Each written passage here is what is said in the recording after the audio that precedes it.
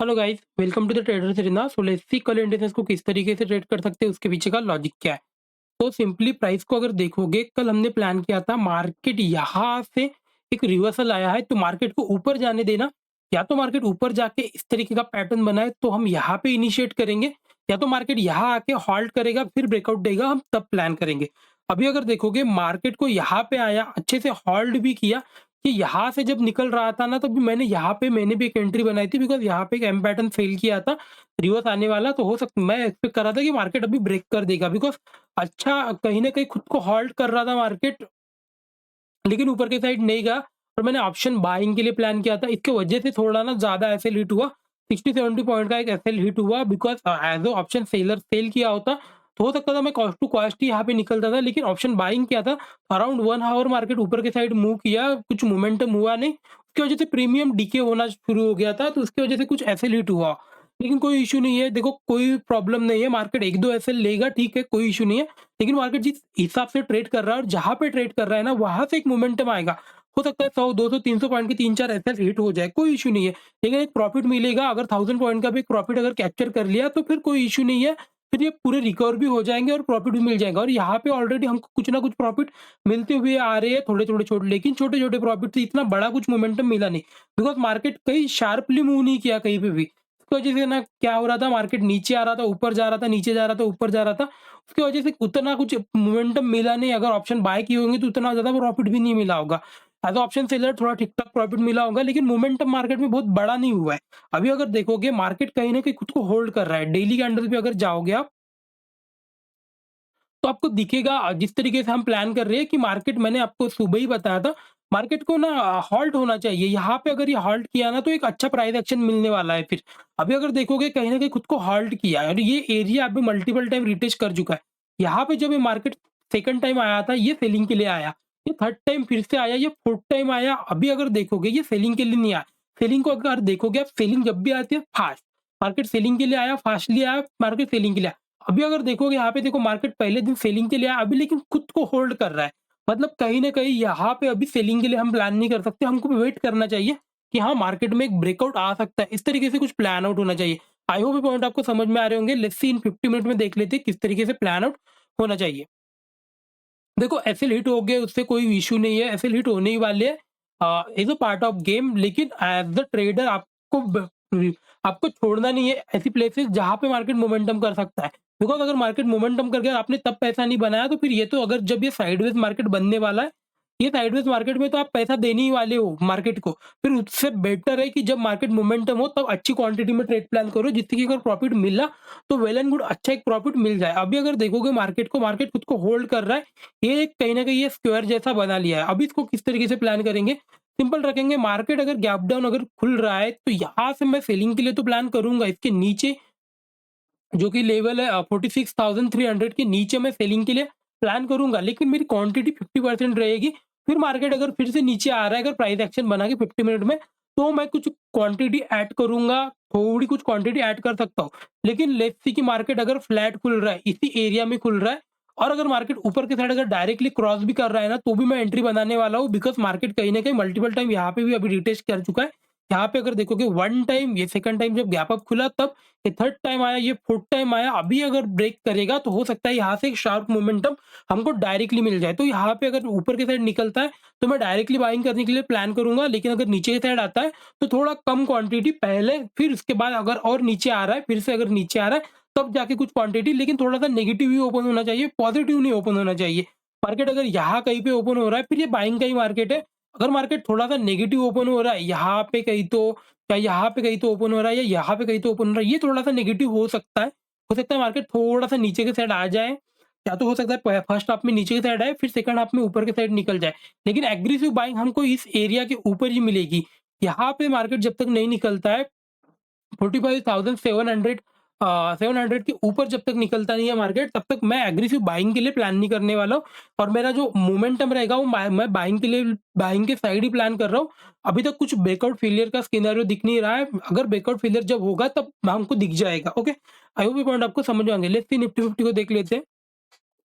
Nifty 50 को अगर daily में अगर देखोगे, ये कहीं ना कहीं अभी ब्रेकआउट दे चुका है। ओके, यहाँ पे ये कहीं न कहीं इसने ब्रेकआउट देने का ट्राई किया था। और ब्रेकआउट के लिए मार्केट ऊपर भी गया था, लेकिन मैंने आपको लास्ट वीडियो में हमने आपको एक पॉइंट बताया था कि मार्केट को थोड़ा-सा ना हॉल्ट होना चाहिए।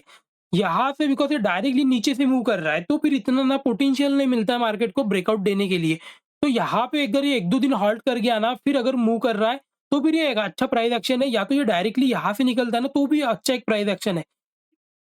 लेकिन अगर यहाँ से अगर डायरेक्टली निकला तो भी एक मार्केट मोमेंटम कर सकता है, जस्ट बिकॉज़ देखो मार्केट 3 दिन से मार्केट तो मूव कर रहा है, लेकिन मार्केट ना इंट्राडे में मूव नहीं किया है।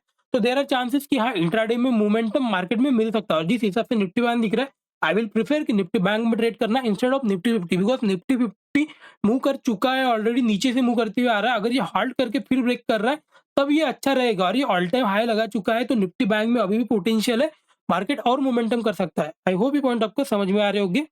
लेट्स सी 50 मिनट में देख लेते हैं किस तरीके से प्लान होना चाहिए। देखो एक पॉइंट हमेशा याद रखना, मार्केट जब भी इस तरीके से ब्रेक करता है ना, जब मार्केट डायरेक्टली ब्रेक करता है ना, अगर मार्केट में थोड़ा-सा भी डाउनवर्ड मोमेंटम चालू हुआ ना, तो मार्केट कंटिन्यूअसली फिर नीचे की साइड आ जाता है। ये हमेशा पॉइंट याद रखना है, इसलिए बेटर है इधर मार्केट को थोड़ा-सा हॉल्ट होने दो, मार्केट इसके नीचे भी नहीं आना चाहिए, मार्केट यहाँ पे कहीं तो हॉल्ट होना चाहिए। एक दिन भी अगर हॉल्ट करके निकलता है, फिर वेल एंड गुड।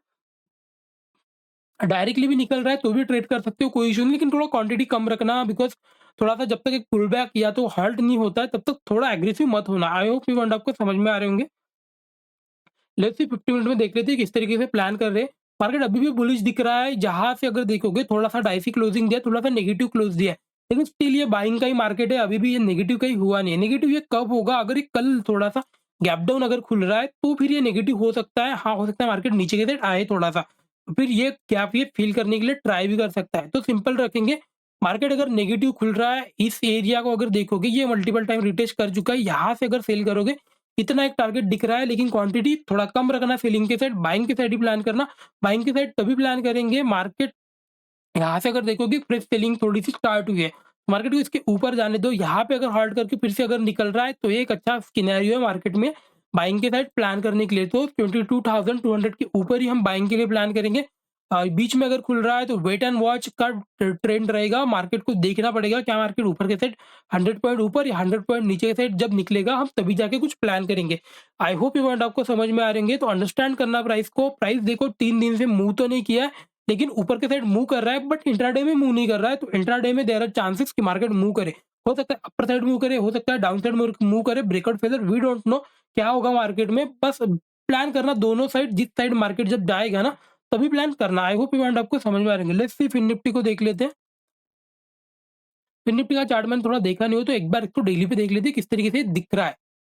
ओके, तो सिंपली अगर देखोगे फिन निफ्टी को, अगर देखोगे ये भी कंटिन्यूअसली मूव कर रहा है, तो हो सकता है मार्केट यहाँ से अगर ऊपर की साइड और निकल रहा है और मोमेंटम कर सकता है, जस्ट बिकॉज़ देखो मार्केट इंट्राडे में ये भी मूव नहीं किया है, तो इंट्राडे में मूव एक्सपेक्ट कर रहा है। लेकिन अगर निफ्टी फिन निफ्टी में आप ट्रेड कर रहे हो, तो बेटर है निफ्टी बैंक को चूज़ कर लो, बिकॉज़ उसमें जो प्राइस एक्शन दिख रहा है, वो थोड़ा बेटर दिख रहा है। जिस हिसाब से फिन निफ्टी दिख रहा है, तो ये थोड़ा-सा हाँ, मोमेंटम अगर हुआ बैंक निफ्टी में, तो फिन निफ्टी भी मूव कर जाएगा, बिकॉज़ देयर आर थोड़े से उनके जो स्टॉक्स है वो सेम होते हैं, तो थोड़ा-सा मोमेंटम होने के चांसेस रहते हैं। लेकिन जिस हिसाब से निफ्टी दिख रहा है, तो देयर आर बहुत डिफरेंट। ओके, आजकल आपने देखा होगा निफ्टी मूव करता है, बैंक निफ्टी नहीं मूव करता है, बैंक निफ्टी मूव करता है, निफ्टी नहीं मूव करता है। तो सभी के कंपोनेंट अलग है, कभी ये डिपेंडेंट मत रहना कि हम दोनों at a time same time move करेंगे। ओके, तो बेटर है निफ्टी 50 ऑलरेडी मूव कर चुका है, तो बेटर है बैंक निफ्टी को ट्रेड प्लान करेंगे, बिकॉज़ जिस हिसाब से वो दिख रहा है, थोड़ा-सा बुलिश दिख रहा है। तो सिंपल रखेंगे, फिर निफ्टी में ज़्यादा कुछ कन्फ्यूजन है नहीं। सेलिंग की साइड में इसमें प्लान नहीं करने वाला, नेगलेक्ट कर देना सेलिंग की साइड, बाइंग की साइड ही प्लान करना। इसके ऊपर अगर निकल रहा है, ये हाई क्रॉस करेगा तभी कुछ प्लान करना। इन डिटेल्स में 15 मिनट में देख लेते हैं किस तरीके से प्राइस एक्शन दिख रहा है। तो 50 मिनट में अगर देखोगे सेम जिस हिसाब से बैंक निफ्टी ट्रेड किया है, उस हिसाब से फिन निफ्टी भी ट्रेड किया, मार्केट मूव किया, फिर ऊपर की साइड गया। अभी अगर देखोगे यहाँ पे होल्ड कर रहा है, तो कल देखते हैं कहाँ मार्केट ओपन हो रहा है। अगर मार्केट यहाँ पे ही ओपन हो रहा है, 1-2 मिनट के 1 मिनट के टाइम फ्रेम पे चले जाओ, प्राइस एक्शन अगर दिखा, ट्रेड के लिए प्लान कर सकते हो। सेलिंग के लिए प्लान मत करना, इसको छोड़ दो। अगर सेलिंग के लिए ही प्लान करना है, तो एक दिन और मत प्लान करो। सेलिंग के लिए प्लान करना है, तो निफ्टी बैंक या निफ्टी 50 अच्छा दिख रहा है, बिकॉज़ वो ऑलरेडी स्ट्रेच हो चुका है। अगर सेलिंग आती है, तो हाँ, हो सकता है मार्केट थोड़ा-सा नीचे की साइड आए, तो फिर निफ्टी 50 में हमको एक अच्छा प्रॉफिट मिले। आई होप पॉइंट आपको समझ में आ रही है। हमेशा प्राइस को देखने का ट्राई करो, प्राइस क्या बोल रहा है। अगर मार्केट ऑलरेडी किसी को प्रॉफिट दे चुका है, मार्केट कंटीन्यूअसली उसको प्रॉफिट नहीं देने वाला है, देन वो अदर साइड में जो ट्रेड कर रहे हैं, उनको प्रॉफिट देने वाला है। ये पॉइंट हमेशा याद रखना। ऑलरेडी अगर मोमेंटम हो चुका है तो बेटर उससे अलग निकल जा, उसको हॉल्ट होने दो, बिकॉज़ मार्केट का एक ही रूल है simple, contraction of volatility and then expansion of volatility. Okay? Simple रखोगे, जहाँ पे कॉन्ट्रैक्शन मिलेगा उसके बाद में ही ट्रेड के लिए प्लान करो। अगर ऑलरेडी एक्सपेंशन हो चुका है तो बेटर है उसको अदर उसके रिवर्सल के लिए प्लान करो, या तो फिर उसको वेट करो जब तक वो कॉन्ट्रैक्ट फिर से नहीं होता, तब तक मार्केट में मोमेंटम नहीं मिलने वाला है। आई होप ये पॉइंट आपको समझ में आ रहे होंगे। तो वीडियो अच्छा लगा तो like and subscribe and thank you so much.